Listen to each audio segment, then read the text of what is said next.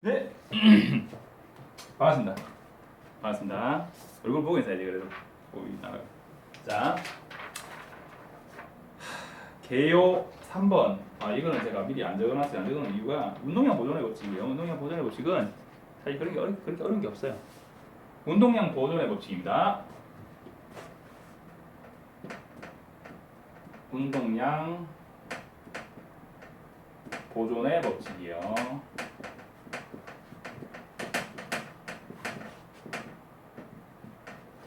운동량 보존의 법칙은 운동량이 보존된다는 법칙이에요. 앞 시간에 우리 에너지를 했잖아요.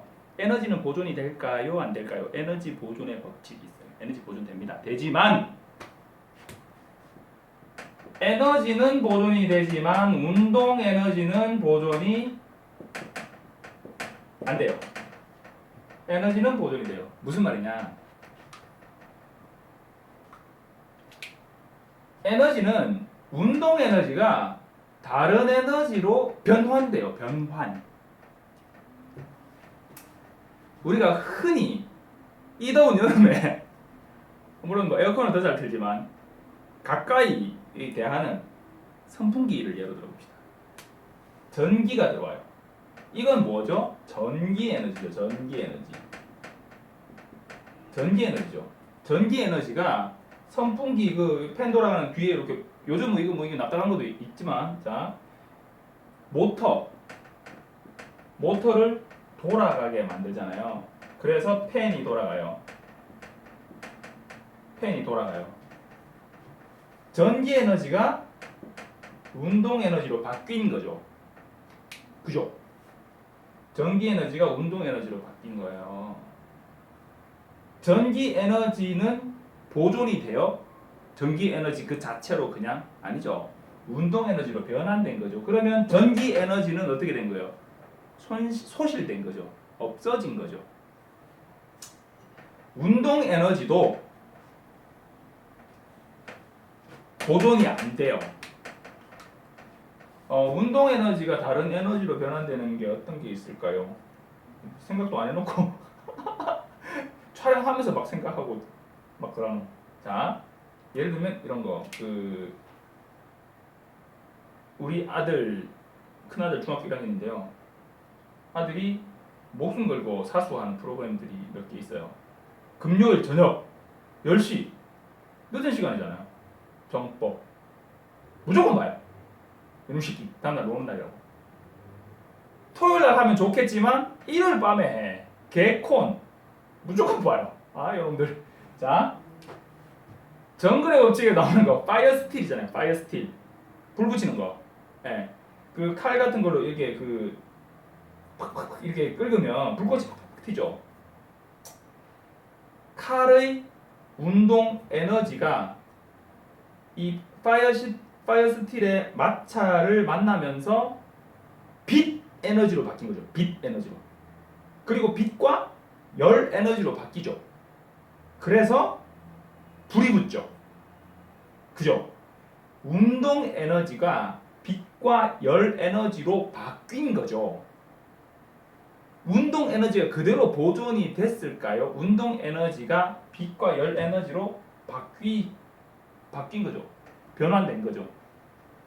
그래서 에너지 자체는 총량은 보존이 되지만 운동 에너지는 보존이 되지 않아요. 무언가의 변화가 있다면 운동 에너지는 보존되지 않고 다른 에너지로 일부 변환 혹은 전부 변환되고, 그리고 나머지 운동 에너지가 예를 들어서 남았다면 이제 그 에너지로 다시 이제 어떤 운동을 하게 돼요. 우리가 테스트를 할 때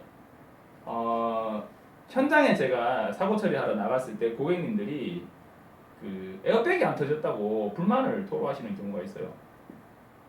에어백이 터지는 조건은 저도 잘 몰라요, 사실. 테스트를 했을 때 몇 킬로 이상의 뭐 에어백이 터진다 이렇게 얘기하는데 나는 몇 킬로로 달려왔는데 이렇게 얘기들을 하시는데 정면 충돌을 해야 되고요. 이러니까 내가 무슨 회사를 대변하는 사람 같아 보이는데 저도 이런 차 회사 별로 안 좋아해요. 자, 좀 튼튼하게 만들으라고 제발 좀 부속 분석 좀 싸게 팔고 씨. 자, 어떤 테스트를 하냐면 고정 장벽 충돌 테스트를 해요. 그러면 이 고정 장벽은 안 움직여. 얘의 운동 에너지가 남아 있을 여지가 없어요. 운동 에너지가 전부 여기서 손실돼요. 뭐로 손실되냐? 차량의 파손,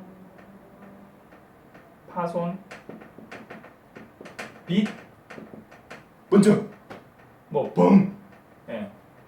소리, 열 이런 에너지로 변환되면서 차량 내부 탑승자 이 안에 이 뭐 저기 그 BMW 막 하고 있는 더미라고 하죠. 더미 실험하죠. 이런 이제 내부 탑승자의 인체 상해에 영향을 미치고 뭐 이런 식으로 돼요. 그럼 이게 몇 킬로 이상 돼야 에어백이 터지는데 이 조건은 고정 장벽 충돌 테스트였을 때 얘기해요. 내가 속도가 빠르다고 무조건 에어백이 터져야 되는 게 아니에요. 측면을 충돌하고 옆으로 이동할 힘이 운동 에너지가 남았다면 이 에어백은 충분한 어떤 에어백이 터져야 될 만큼의 충돌이 있었다라고 판단하지 않고 안 터지고 가만히 있는 거야. 그냥 예를 든 거예요. 뭐 무슨 회사편 든 거 아니에요.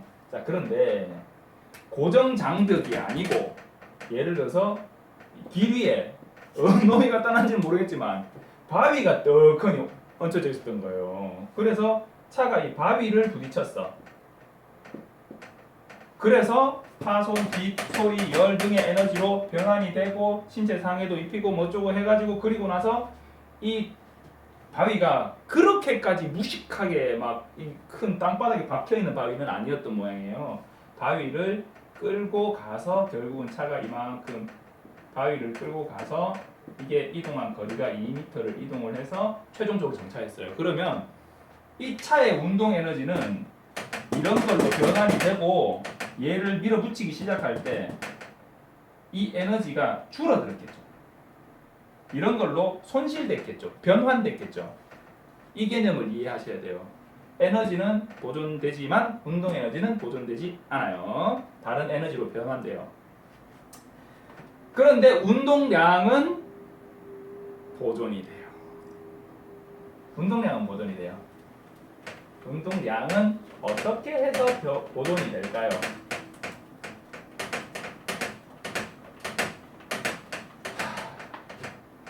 그거 입증하는 거 솔직히 할 줄 몰라요. 어떻게 입증하지 할 줄 몰라. 근데 위대하신 분들께서 입증을 해놨어 벌써. 운동량은 보존이 된대요. 그냥 그렇게 이해하세요. 뭐 어쩌겠노, 그죠? 그리고 사실 그렇게 어려운 개념도 아니에요. 운동량은 P로 표현합니다. P는 질량 곱하기 속도로 표현해요. MV예요. P는. 운동량은 MV. MV의 단위는 킬로그램 미터 퍼 세컨드입니다. 속도의 단위는 우리가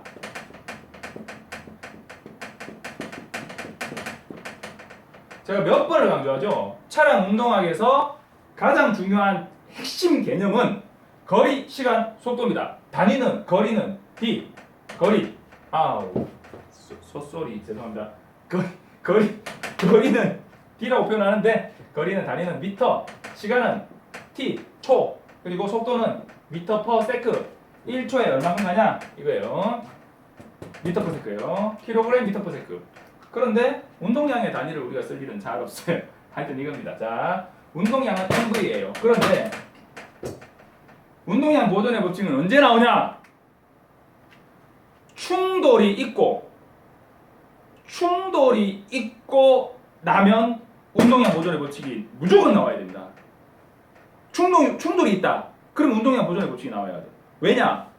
이 충돌이 직선상의 충돌이든 평면상의 충돌이든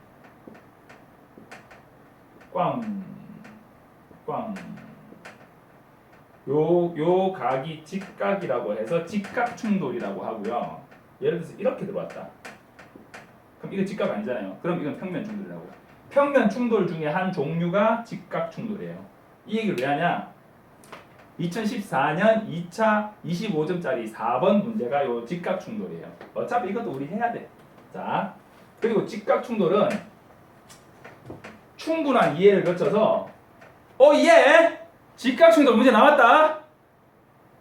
이렇게 되실 만큼 해야 돼요. 직각 충돌 문제가 전체 어떤 문제 유형들 중에서 가장 많이 출제되었고 가장 현실에서 많이 필요한 공식이에요. 그러니까 어떤 분석 방법이에요. 그렇기 때문에 직각 충돌은 정말 정확하게 이해를 해 두셔야 돼요. 자, 이거는 아까 평면 충돌이요. 바위를 밀고 가는 거. 있었을 때 물체 1, 물체 2 얘의 질량은 충돌이 일어난 후에 바뀌었을까요? 물론 뭐 타이어가 둥 떨어져 나간다든지 뭐 유리가 깨져가지고 흩어진다든지 뭐 작지만 사람이 하면 푹 날아가 버립니다. 어쨌든 그 질량이 줄어들 수는 있지만 줄어들미 없다고 가정하는 거예요. 그 바위 부스러기가 좀 부어져서 이렇게 좀 떨어져 나가고 뭐 1,500kg 중에 아마 한 1,472kg 정도가 됐다고 뭐 할 수도 있겠지만 그 질량의 변화는 없다고 보는 거예요. 충돌한 후에 질량의 변화는 없다. 그러면 M1 충돌 전에 충돌 후에도 M1 그죠? 1번 차량의 질량 M1 2번 차량의 질량 M2 그죠? 그리고 충돌 전에 1번 차량의 속도 V1 충돌 전에 2번 차량의 속도 V2 근데 충돌을 하고 나서 1번 차량이라고 합시다. 1번 차량과 2번 차량의 속도는 같을까요? 달라졌을까요? 달라집니다. 속도가 똑같다면 충돌이 일어나지 않겠죠.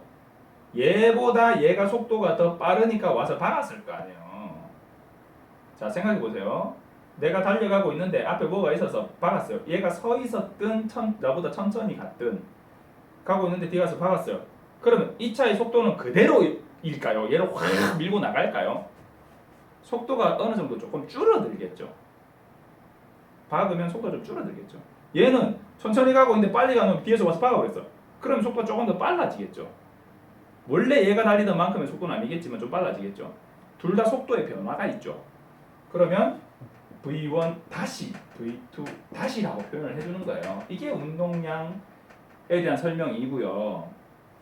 계산을 해보니 실험을 해보니 충돌 전 운동량 얘의 운동량 P1 얘의 운동량 P2 두 개를 합해가 충돌 직후 얘의 운동량 P1 다시 얘의 운동량 P2 다시를 더해보니 이 어쨌든 더한 총합은 같더라.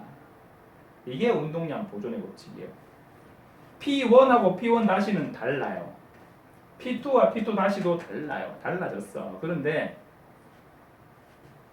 P1 플러스 P2 이 두 물체 충돌 직전 충돌 한참 전이 아니고 충돌 직전 지금 이 그림으로는 뭐 이만큼 떨어져서 그랬지만 바로 요 충돌 딱 직전 요때 충돌 여기서 했다고 치면 충돌 직후 요때 자 충돌 직전 두 물체의 운동량의 합은 충돌 직후 두 물체의 운동량의 합과 같더라. 이게 운동량 보존의 법칙이에요. 그러면 이거를 공식으로 써보면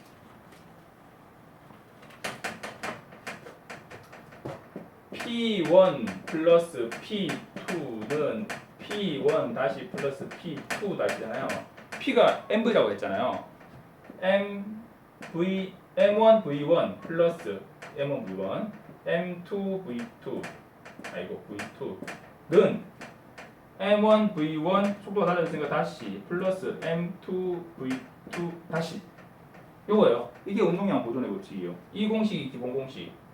그리고 여기에 사인 붙고 사인 세타 붙고 코사인 세타 붙은 게 사인 공식, 코사인 공식. 끝! 그 이외에 운동량 보존의 법칙이라고 나오는 공식들은 의문짓거리, 뻘짓거리 하지 않아도 될 일. 운동량 보존의 법칙 공식은 딱 3개예요. 얘 기본 공식, 그 다음에 직각 충돌에서 적용되는 사인 공식, 코사인 공식 끝. 사인 코사인 공식 나중에 직각 충돌할 때 합시다. 자, 요거예요. 그런데 우리가 통상적으로 만나는 문제에서는 이런 문제들이 많아요. 이 2014년 2차 50.2번 문제에서도 마찬가지지만 충돌 후에 얘는 가만히 있었다 혹은 움직이고 있었다. 충돌 후에 떡이 돼요. 한 덩어리로. 충돌 후에 한 덩어리로 이동하다가 최종 정차했다. 완전 비탄성 충돌이다.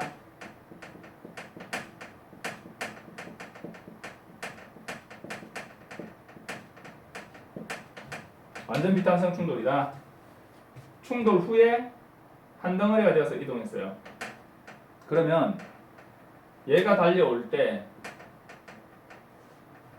충돌하고 어떤 속도가 바뀌었겠죠. 얘 둘은 함께 움직였어요. 그러면 얘의 속도랑 얘의 속도랑 같은 거잖아. 그죠? 한 덩어리의 속도잖아요. 그러면 자 보세요. V1 하고 V2 가 같은 거야 결국. 그러면 V 라고 그냥 표시를 해주면 되죠. 그리고 2번 물체는 대체로 차량이거나 뭐 바위거나 가만히 있는 경우가 많아요. 그러면 얘는 속도가 0m죠. 0m per s죠. 속도가. 그러면 여기가 0이니까 0에다가 뭘 곱해도 0이니까 얘가 0이죠. 그럼 이건 소거가 되죠. 그러면 이 공식을 다시 정리해 보면 m1 v1은 m1 v 플러스 m2 v-인데 v 똑같은 항이 두 개가 있죠. 그러면 2x 더하기 3x는 5x잖아요. 왜 5x예요? 2 더하기 3x잖아요. 그죠? 이것도 그렇게 만들면 돼요. m1 v1은 이 vi 아니죠. v1은 m1 더하기 m2 v 이렇게 되죠. 그죠? 이해 안 된다고요? 이건 좀 이해해 보세요. 자, 그래서 우리가 궁금해하는 건 뭐예요? 얘가 그러면 얼마의 속도로 와서 닿았겠냐 그거잖아요. 충돌 직전에, 충돌 직후에 v-라고 하는 속도는 스피드마크 공식으로 구할 수가 있어요. 그런데 충돌 직전에 얘가 와서 박았던 그 속도, 충돌 직전의 속도, 얘가 궁금한 거잖아요. 그러면 V1은 M1분의 아까 제가 긴 거부터 적어랬죠. 죄송합니다. 그렇게 적어볼까요? 나도 습관이 됐어 그래. 자, M1 플러스 M2 V 요거 나누기 M1 이렇게 적으면 처음 속도로 구하는 공식이 되겠죠. 2번 물체는 서 있고 충돌 후에 한 덩어리가 되어서 이동했을 때 충돌 직전 속도를 구하는 공식. 이거 외워야 될까요? 미쳤어요?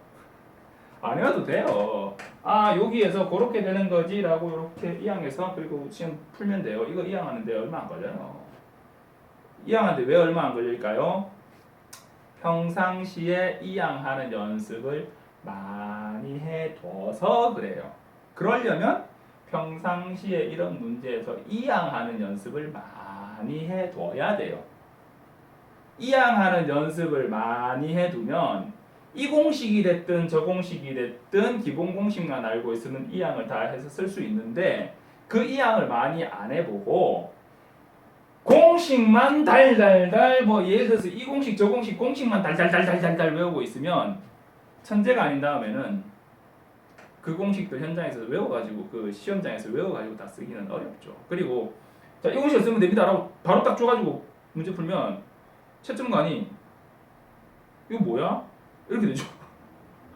기본 공식에서 이렇게 유도되어서 이 공식으로 풉니다 라고 이렇게 적어줘야 그래야 또 좀 더 퍼펙트한 답안이 되겠죠. 그렇게 돼요. 그래서 운동량 보존의 법칙은 사실 그렇게 길게 설명할 게 없어요. 운동량 보존의 법칙은 완전 비탄성 충돌이라는 얘기는 뭐냐면 자, 공을 들고 바닥에 떨어뜨려요. 딱 떨어뜨렸을 때 이 조건은요 무중력 상태에서 실험을 했다라고 가정을 해야 돼요. 뭐 말이 어려워진다 그죠? 지구가 당기는 중력의 힘이 없다고 가정. 해야 돼요. 놓으면 좀 그런데. 그냥 중력. 뭐해? 지구가 당기는 힘이고 뭐시고 뭐해? 하여튼 자 중력이 있다 칩시다. 공을 딱 들고 있다가 놓았어요.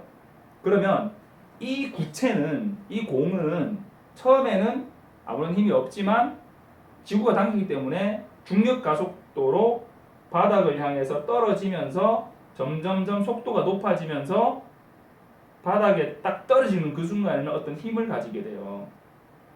그 힘으로 바닥을 탕 치고 튕겨져 올라오겠죠. 튕겨져 올라오는데 예를 들어서 제가 공을 여기서 잡고 딱 놨어요. 그러면 공이 떨어졌다가 땅바닥에서 여기까지 그대로 딱 올라올까요? 어떤 공도, 세계 어떤 공도, 탱탱볼도 그러지는 못하죠. 내려갔다가 탄성이 매우 좋은 공은 조금 높이까지 올라오겠지만 뭐 그렇지 않은 공들은 조금 뭐 중간 정도까지 올라오거나 혹은 뭐 바람 좀 많이 빠진 공 같은 경우는 밑에서 그냥 조금 퉁 튀고 말겠죠. 탄성이라고 하는 거예요. 탄성. 근데 완전 탄성 충돌이 있어요. 완전 탄성 충돌은 통 하고 튕겨가지고 밑에서 튕기면 여기까지 딱 올라오는 거예요. 이게 현실에서 있을 수 있어요? 없어요? 없죠. 완전 탄성 충돌은 없어요. 실험상에서나 있는 거야. 이론상에서나. 그리고 그 중간, 그냥 중간쯤 되는 그런 탄성 충돌들이 있고 완전 비탄성 충돌은 뭐냐면 차량이 탕 부딪혔을 때 얘가 통 튕기는 게 없이 그냥 탕 부딪히고 떡이다 그냥 쭉 간다는 얘기예요. 탕 부딪히고